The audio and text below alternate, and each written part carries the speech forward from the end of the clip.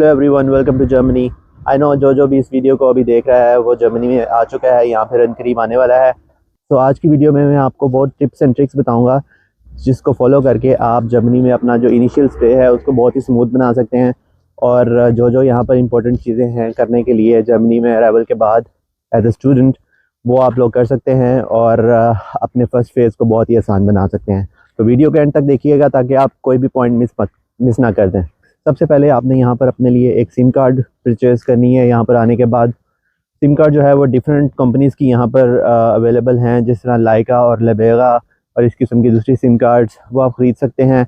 इन SIM cards का फ़ायदा ये है कि एक तो ये आपको मंथली इसमें इंटरनेट अवेलेबल होता है इनफ, और उसके बाद आप जो है आपको ऑलमोस्ट 200 to 300 और समटाइम्स मोर मिनट्स जो हैं वो आपको अपने होम कंट्री में कॉल करने के लिए भी मिल जाते हैं।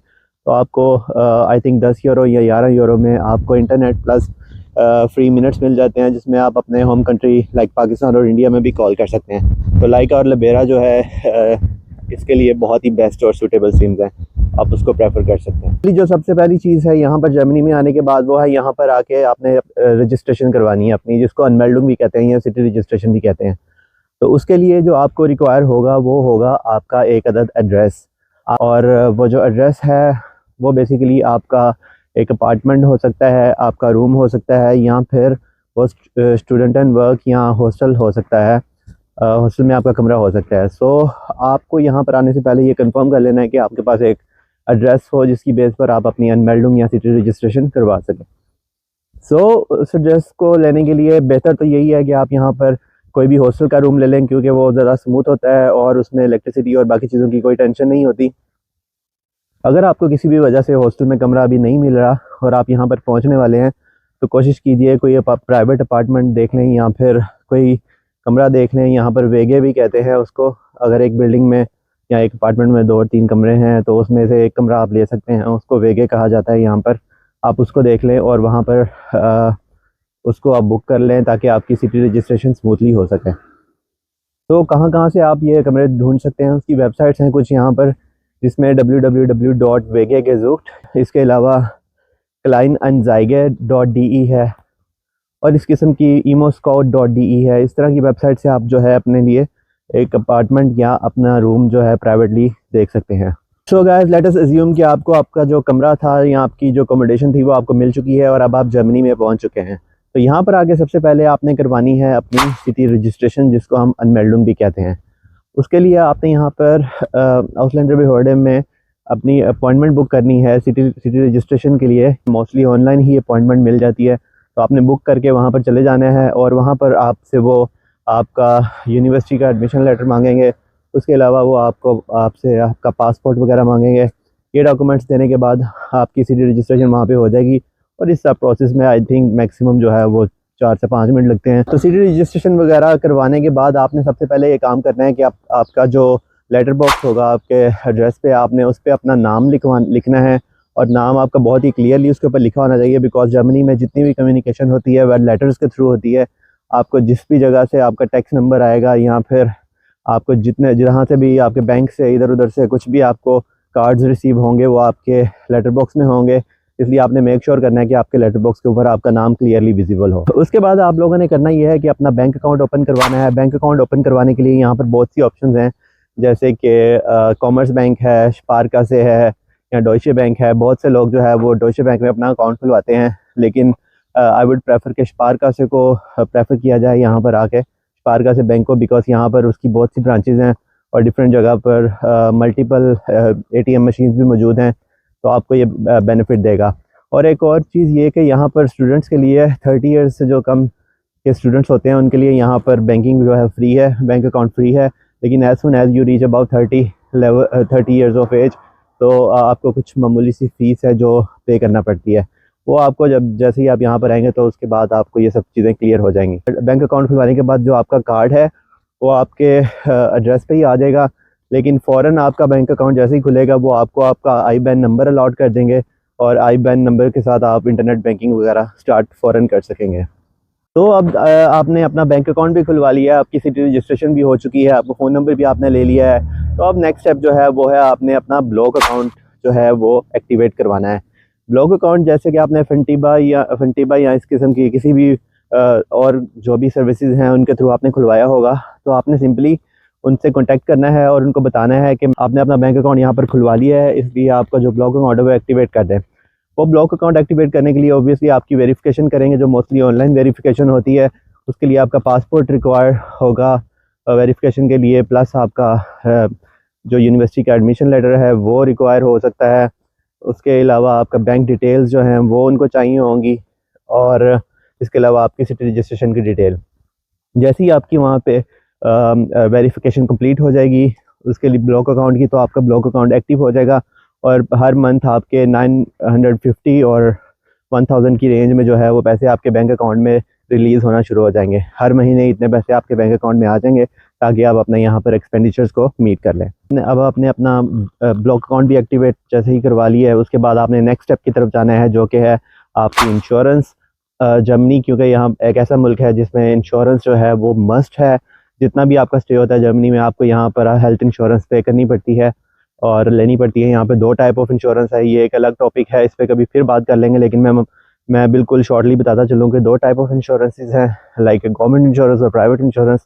तो गवर्नमेंट इंश्योरेंस है वो थोड़ी सी कॉस्टली है, लाइक अराउंड 120 और between 100-120 euros for the students, और जो प्राइवेट इंश्योरेंस है वो ऑलमोस्ट 40 to 50 यूरोज़ है शायद पर मंथ। सो अब इन इंश्योरेंस में आपने आते साथ ही अपनी ये इंश्योरेंस भी अब करवा लेनी है, और ये आप पे डिपेंड करता है आप कौन सी इंश्योरेंस करवाना चाहते हैं। लेकिन मैं प्रेफर करूँगा कि आप गवर्नमेंट की इंश्योरेंस पे जाएं, बिकॉज अगर किसी भी किस्म का मिस हैप होता है तो गवर्नमेंट की इंश्योरेंस में आपने खुद से कुछ नहीं पे करना होता, सारा आपका जो इलाज है सब कुछ है वो फ्री ऑफ कॉस्ट होता है और उसका कोई बिल नहीं आता उसके बाद।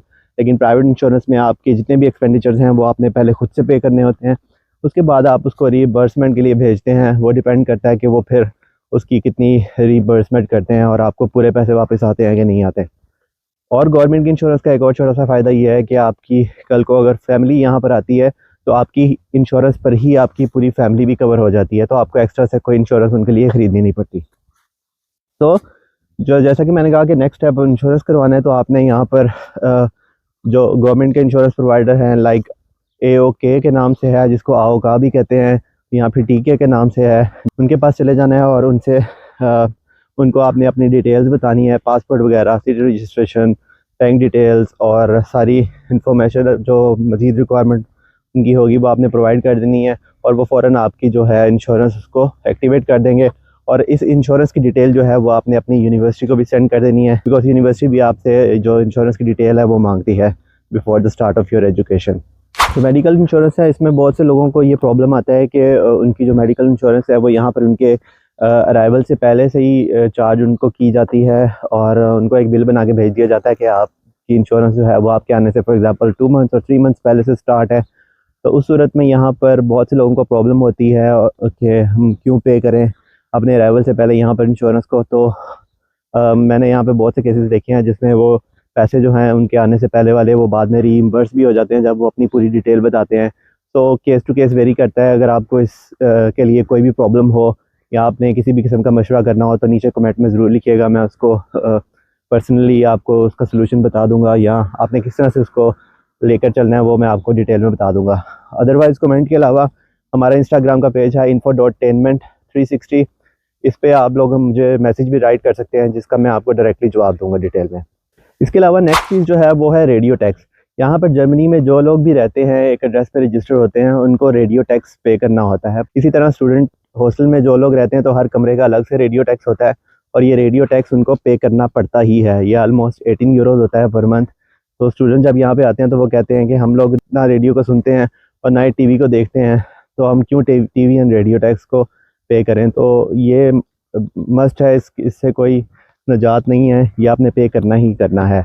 इसलिए जब भी आप यहाँ पे जर्मनी में हैं तो वेट करें, आपको जब आपकी रजिस्ट्रेशन हो जाएगी, सारा कुछ कंप्लीट हो जाएगा, तो आपके घर पे आपको लेटर आ जाएगा कि आप रेडियो टैक्स को पे करें, तो आप रेडियो टैक्स को पे कर दीजिएगा और उसको तभी से पे करना स्टार्ट करें जब आपको उसका बिल आएगा।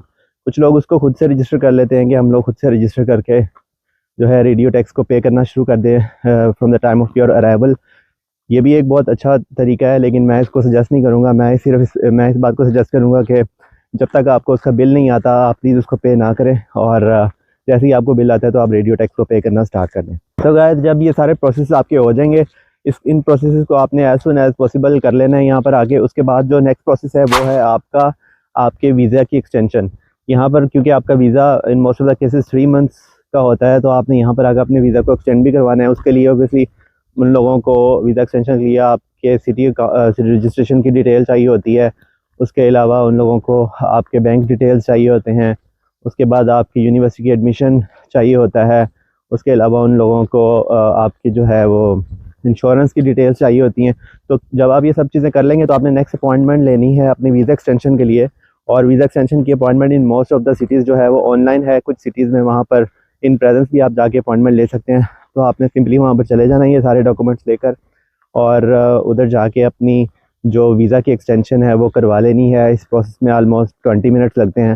तो वो वीज़ा ऑफिसर जो है वो आपकी एक्सटेंशन कर देगा और आपको ऑलमोस्ट 1 मंथ का टाइम दे देगा कि 1 महीने के बाद आपका जो वीज़ा एक्सटेंशन कार्ड है, या फिर उसको ऑफेंटाल्स टाइटल भी कहते हैं या रेजिडेंस परमिट भी कहते हैं, वो आपके घर पर डिलीवर हो जाएगा।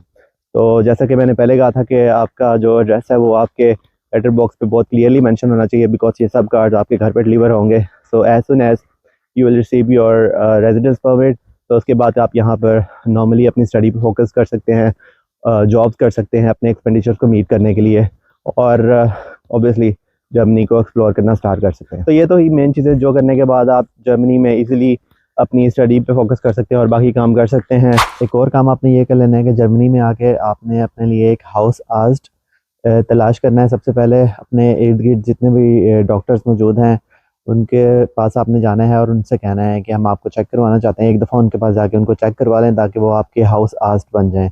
हाउस आस्ट मतलब फैमिली डॉक्टर, और जर्मनी में विदाउट फैमिली डॉक्टर आप किसी भी किस्म के स्पेशलिस्ट के पास नहीं जा सकते। अगर आपको किसी भी किस्म की खुदा न खास्ता बीमारी या किसी भी किस्म की इलनेस हो जाती है तो आपको सबसे पहले आपके फैमिली डॉक्टर यानी कि हाउस आस्ट के पास जाना पड़ता है, और वो आपको चेक करता है और उसी की रिसीप्ट के ऊपर आप किसी भी स्पेशलिस्ट के पास बाद में जा सकते हैं। इसलिए कोशिश कीजिए कि आपको जल्द से जल्द आपका हाउस आस्ट मिल जाए।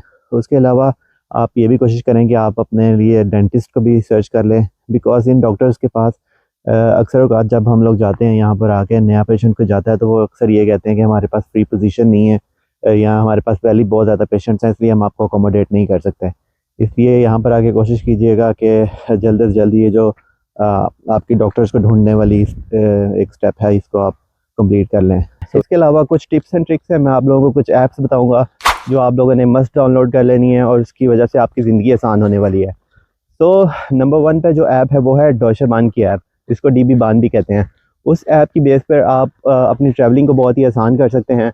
आप लोगों को अपना स्टार्टिंग पॉइंट और अपना डेस्टिनेशन उसके अंदर पुट करना होता है, तो आपको जितने भी पॉसिबल कनेक्शंस हैं उस जगह पर पहुंचने के लिए वो शो कर देता है और आप लोग इजीली वहां पर पहुंच सकते हैं। सेकेंडली, आप लोगों ने ऑब्वियसली गूगल ट्रांसलेटर जो है वो पहले से किया होगा, लेकिन उसको आपने ज़रूर कर लेना है अगर वो इंस्टॉल नहीं है तो, बिकॉज यहाँ पे जर्मनी में जर्मन लैंग्वेज को प्रेफर किया जाता है और छोटी छोटी इन्फॉर्मेशन और छोटी छोटी कम्युनिकेशन के लिए बहुत ज़रूरी है कि समटाइम अगर आपको वर्ड्स नहीं ज़हन में आ रहे तो आप गूगल ट्रांसलेशन की हेल्प लें और इंग्लिश में बोलें ताकि वो गूगल जो है वो उसको जर्मन में ट्रांसलेट करके अगले को अपनी आप उसको दिखा सके और अपनी बात को समझा सकें और अपना काम निकलवा सकें। गूगल मैप वो तो ऑब्वियसली हर किसी ने इंस्टॉल किया ही होता है, अगर आपने नहीं किया तो वो भी इंस्टॉल कर लें, बिकॉज सम टाइम पैदल चलने के लिए गूगल मैप बहुत ही ज़्यादा इफेक्टिव होता है। इसके बाद वाईफाई फाइंडर एक बहुत ही इंपॉर्टेंट ऐप है।